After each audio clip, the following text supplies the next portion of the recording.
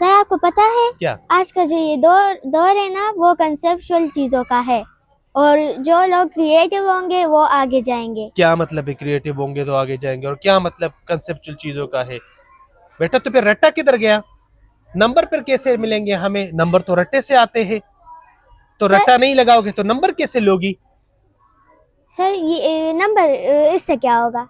Number से बहुत कुछ हो सकता है बेटा। आप देखो, अभी आप क्लास में हो तो आप जितना बेहतर रट्टा लगाओगी और जितना ज्यादा चीजों को याद करोगी, उतना ही आप पोजीशन ले सकती हो अपने क्लास में।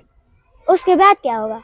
उसके बाद बेटा आप दूसरी क्लास में चली जाओगी तो उसमें खूब और रट्टा लगा लो और खूब उसमें याद करो, तो उसमें और आप अच्छी पोजीशन ले सकती हो। उसके बाद फिर इस तरह करते करते करते करते आप फिर मैट्रिक के इम्तिहानात दोगी।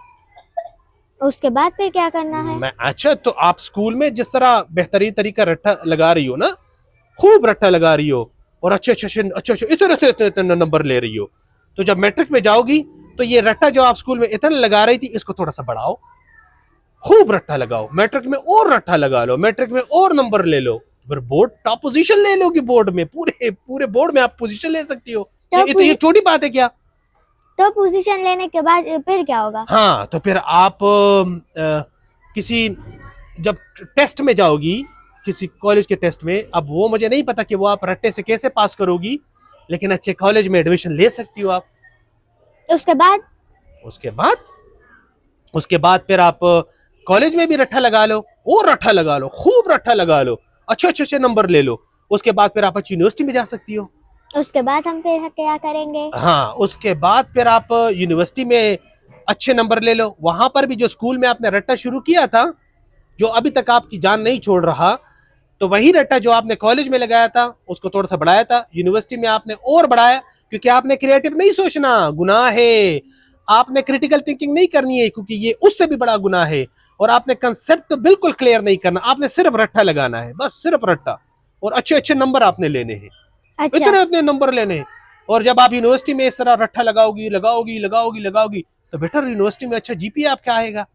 उसके बाद फिर हम क्या करेंगे? तो आपको बेहतरीन किस्म की डिग्री मिल सकती है, जबरदस्त किस्म की है। अच्छा, और डिग्री के बाद?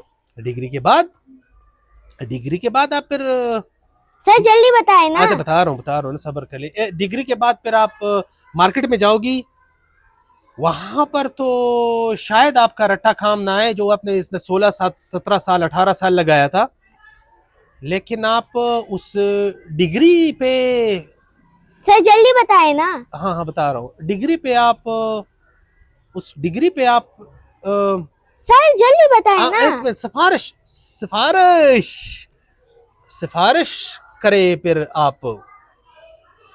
सर मुझे आपसे बात एक मिनट सुन लेना, सुन तो लेना। अरे अनाबिया सुन ले, सिफारिश करे ना, सिफारिश से काम हो सकता है यहाँ पर।